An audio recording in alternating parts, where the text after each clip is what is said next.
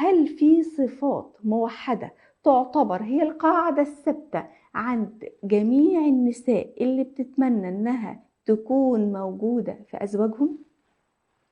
آه، من باب الإنصاف طبعا زي ما قلنا عند الراجل لازم برضو نقول عند الست. ففكرة إن الستات بتدور على إيه؟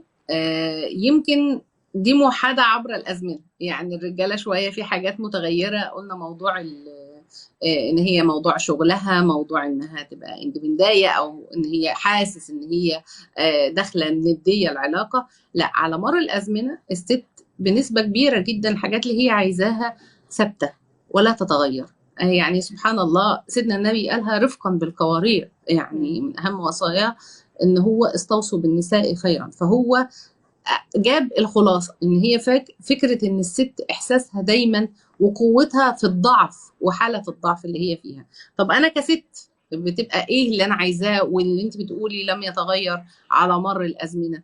أول نقطة دايما بتبقى الست محتاجاها فكرة إحساس الأمان.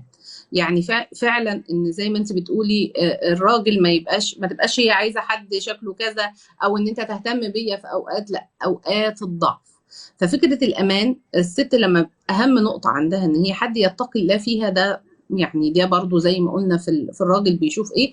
ففكرة إن أنا بدور على حد يتقي الله فيا، إن هو فعلا هيحسن إليا، يحسن إليا في الرخاء وفي الشدة، يحسن إليا لوحدنا أو وسط ناس. يعني مم. واحدة تقول أنا يعني كنت عزيزة وسط أهلي، لما اتغربت مع زوجي لوحده ما عينتش كده، وبقى المعاملة اتغيرت وبقى مم. بيستقوى عليا. مم. ففكرة إحساس الأمان وإحساس إن أنا ألاقي كزوجة إحساس إن هو فعلا أقدر أبص لزوجي أبقى فاهمة كويس جدا إن هو ده مصدر أماني، وهو مصدر أمان لأي حد وربنا عز وجل، ولكن إن اه. أنا فعلا أقدر أعتمد عليه، وإن هو لا يهمش من مشاعري الصغيرة قبل الكبيرة. فدي ما بتختلفش على مر العصور. أي ست في أي حتة يبقى محتاجة من شريك حياتها أو من زوجها